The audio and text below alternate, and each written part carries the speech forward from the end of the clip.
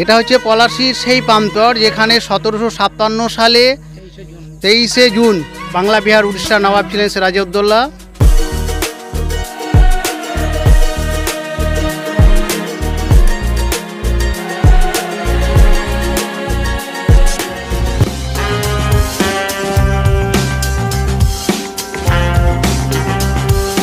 Hello বন্ধুরা, তোমরা সবাই কেমন আছো? আশা করছি ভালো আছো। তো আর একটি নতুন ভিডিওতে তোমাদেরকে স্বাগত। তো আমি আজকে কোথায় চলে এসেছি? আজকে আমরা যার কথা ইতিহাস বইতে পড়েছি, শুনেছি, দেখেছি, আজকে কিন্তু সেইখানেই চলে এসেছি। হ্যাঁ বন্ধুরা, আজকে আমি চলে এসেছি পলাশীতে। আর এই পলাশীর যুদ্ধের কিছু স্মৃতি রয়েছে সেটাই কিন্তু আজকের এই ভিডিওতে তোমাদেরকে দেখাবো। তো চলো ভিডিওটা শুরু করা যাক। শিয়ালদহ, কলকাতা বা রানাঘাট বা কৃষ্ণনগর থেকে লালগোলা ধরে তোমরা চলে আসো পলাশী।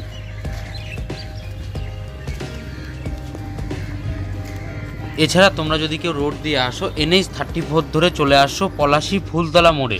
আর এসেই দেখো বাঁদিকে একটা রাস্তা চলে গেছে, বড় একটা গেট দেখতে পারবে। আর এই গেটটা ধরেই তোমরা কিন্তু আগাবে। আর 2 কিলোমিটার কিন্তু গেলেই তোমরা কিন্তু পলাশী মনুমেন্টের কাছে একদম পৌঁছে যাবে। পলাশী স্টেশন থেকে নেমেই তোমরা কিন্তু অটো কিংবা টোটো পেয়ে যাবে। ভাড়া নেবে মাত্র 10 থেকে 15 টাকা, আর সময় লাগবে 15 মিনিট।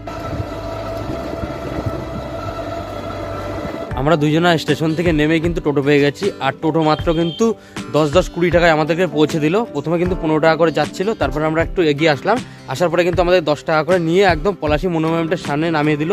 তো গাইস দেখো, রাস্তাটা কিন্তু আমার দারুণ লাগলো। এই পলাশী ঢোকার আগেই কিন্তু এরকম একটা রাস্তা দেখতে পারবে, আর খুবই সুন্দর লাগছে কিন্তু এই রাস্তাটা। পলাশী ঢোকার আগে কিন্তু এরকম বসার জায়গাগুলো রয়েছে, আর এই বসার জায়গাগুলো কিন্তু এরকম অনেকগুলোই রয়েছে দু সাইড দিয়ে। তো এখান দিয়ে তোমরা কিন্তু বসতে পারবে।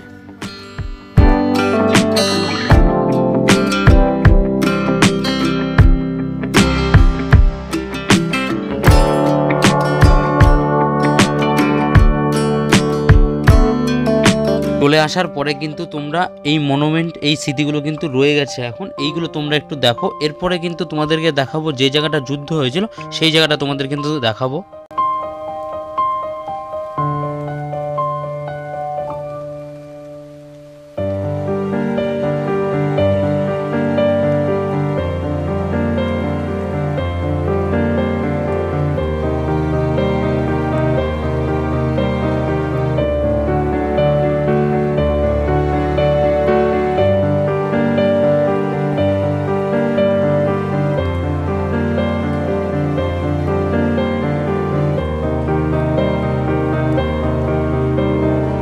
এটা দেখা হয়ে গেলে এরই পাশ দিয়ে কিন্তু পিছনের দিকে একটা রাস্তা চলে গেছে। এই রাস্তাটা ধরে পিছনের দিকে তোমরা চলে আসো।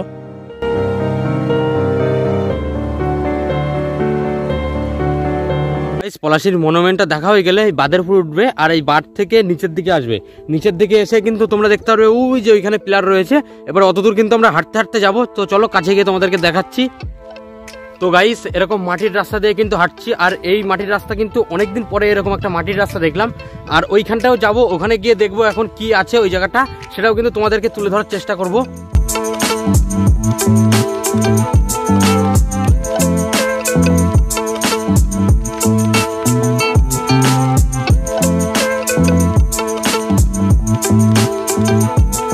তো গাইস দেখো, চারিদিকে কিন্তু মাঠ রয়েছে। আর অনেকদিন পরেই কিন্তু এরকম একটা গ্রাম্য পরিবেশ দিয়ে আসলাম। আর এই গ্রাম্য পরিবেশটা আমার কিন্তু খুবই ভালো লাগছে। গ্রামের ভিতরেই কিন্তু রয়েছে এই মনোময় স্মৃতি। তো চলো এর কাছে চলে এসেছি, এবার দেখাবো তোমাদেরকে এই মনোময় স্মৃতি। তো গাইস, পলাশীর যুদ্ধ কিন্তু আমরা বইয়ে পড়েছি, শুনেছি, দেখেছি। আজকে কিন্তু নিজের চোখে দেখলাম, সত্যি ভাবতে অবাক লাগছে যে নিজের চোখে এসে এই জায়গাটা দেখলাম। আর এই জায়গাটা কিন্তু একটা ঐতিহাসিক জায়গা। তো জায়গাটা দেখো তোমরা,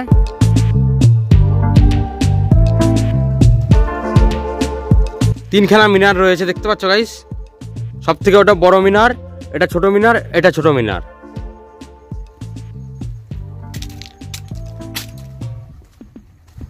আর চারিপাশটা দেখো কেমন ফাটল ধরে গেছে।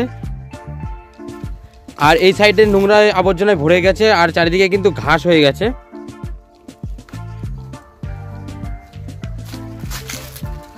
দেখতে পাচ্ছ চারিদিক দিয়ে কিন্তু ঘাস গজিয়ে গেছে। আমি ভাবি এইসব ঐতিহাসিক জায়গাগুলো কিন্তু পরিষ্কার রাখা উচিত। চারিদিক দিয়ে দেখো গাইস কেমন জঙ্গল হয়ে গেছে, আর কেমন ফাটল ধরে গেছে। দেখতে পাচ্ছ গাইস, এদিকটাও কিন্তু ফাটল ধরে গেছে। আর চারিদিক দিয়ে দেখো কেমন জঙ্গল হয়ে গেছে কিন্তু। এটা হচ্ছে পলাশির সেই প্রান্তর যেখানে 1757 সালে 23শে জুন বাংলা বিহার উড়িষ্যার নবাব ছিলেন সিরাজউদ্দৌলা।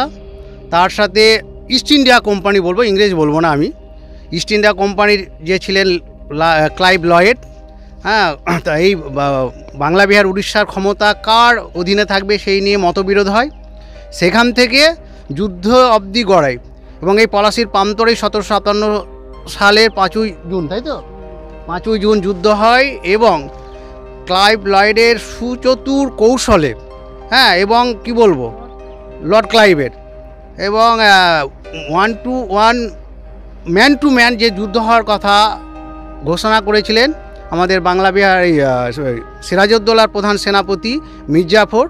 হ্যাঁ, এবং এখানে যেহেতু ক্লাইভ লয়েডের সেনাপতিরা ছিল উৎসাহী আর সিরাজউদ্দৌলার সেনাপতি ম্যাক্সিমামই ছিল পদাতিক, মানে পায়ে হেঁটে, ফলে তাদের সাথে যুদ্ধে পেরে উঠতে পারেনি। যদিও বা ওদের সংখ্যা ইস্ট ইন্ডিয়া কোম্পানি বা ইংরেজদের সংখ্যা ছিল, সৈন্য ছিল অনেক কম, বা সিরাজউদ্দৌলার সৈন্য অনেক বেশি থাকা সত্ত্বেও কিন্তু এখানে যুদ্ধে পরাজিত হয় এবং বশ্যতা স্বীকার করতে হয়। এটাই হচ্ছে আমাদের 1757 সালে বাংলা বিহার উড়িষ্যার পতন বা পরাধীন বা পরাজিত হওয়ার কাহিনী শুরু, এবং সেই থেকেই বাংলা বিহার উড়িষ্যা এবং পরবর্তীকালে গোটা ভারতবর্ষ ইংরেজদের হাতে চলে যায়। প্রায় 200 বছর আমরা ইংরেজদের হাতে পরাধীন ছিলাম।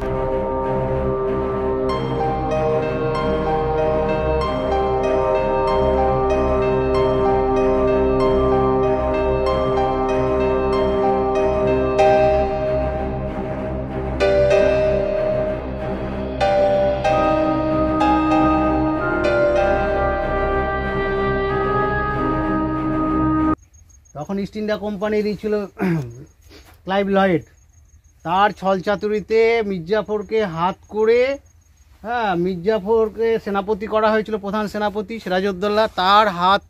তাকে হাত করে তাকে সিংহাসনে বসানোর লোভ দেখিয়ে, হ্যাঁ, এখান থেকেই কিন্তু আমাদের ভারতবর্ষের বিশেষ করে বাংলা বিহার উড়িষ্যার হয়েছিল। ইতিহাস ঘাঁটলে সেটা পাওয়া যায়। কারণ ওদের ইস্ট ইন্ডিয়া কোম্পানির ঐশ্বরই ছিল কত, সংখ্যাটা পরিসংখ্যানটা আমার মনে নেই, কিন্তু আমাদের পদাতিক সেনা ওই নিয়ে আমাদের সংখ্যা ছিল, যদি 1-to-1 ম্যান যদি যুদ্ধ না হতো তাহলে কিন্তু কখনোই ইস্ট ইন্ডিয়া কোম্পানি বা ইংরেজরা জিততে পারতো না। তার একটা ইতিহাস আছে। কিন্তু তখন সিরাজউদ্দৌলা যেহেতু সেনাপতি ছিল প্রধান, সে তখন ওটাই বলেছিল না, ম্যান টু ম্যান যুদ্ধ হবে, না হলে কিন্তু ওইটা বিশেষ করে মীরমদন আর জেনে ফেলেছিল। তারা তো প্রাণপণ যুদ্ধ করে জীবনও দিয়েছিল। এই জায়গায় কারোর কবর দেওয়া আছে নাকি? না, এই জায়গায় এটা হচ্ছে পলাশির সেই প্রান্তর যেখানে যুদ্ধ হয়েছিল। এরকম তো তখনকার এই পরিবেশ ছিল না। তখন ইতিহাসে যেটা বলছে বা আমরা অনুমান করছি, এই জায়গাটায় যুদ্ধ হয়েছিল, বিশাল বড় একটা মাঠ ছিল। এই মাঠে পলাশির প্রান্তরে এখানেই ওই ধারে ইস্ট ইন্ডিয়া কোম্পানি কলকাতা থেকে এসেছিলো, এধার থেকে মুর্শিদাবাদ থেকে এসেছিল আমাদের সিরাজউদ্দৌলার সেনা। এখানে এই প্রান্তর বিশাল বড় মাঠ, এখানেই যুদ্ধ হয়েছিল, এখানেই কিন্তু হার মেনেছিল। এবং এই নদী পথ দিয়েই গঙ্গা দিয়ে চলে যাচ্ছিল সিরাজউদ্দৌলা ওর স্ত্রীকে নিয়ে নৌকোয় করে, তবুও তাকে ধরিয়ে দেওয়া হয়েছিল।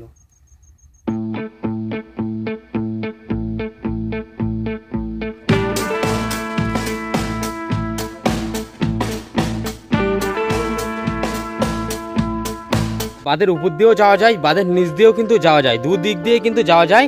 আর ওই যে দেখালাম ওই যে মাঠের মধ্যে রয়েছে কিন্তু সেই মনুমেন্ট, যেটা দেখে আসলাম আমরা কিন্তু কেবল। তোমরা যদি কেউ আসতে চাও রানাঘাট বা শিয়ালদা থেকে লালগুলা ধরে নাও, লালগুলা ধরে নিয়ে পলাশিতে নামো এবং পলাশির থেকে নেমেই টোটো ধরে নাও। টোটো মাত্র 10 টাকায় পৌঁছে দেবে একদম পলাশি মনুমেন্টের সামনে।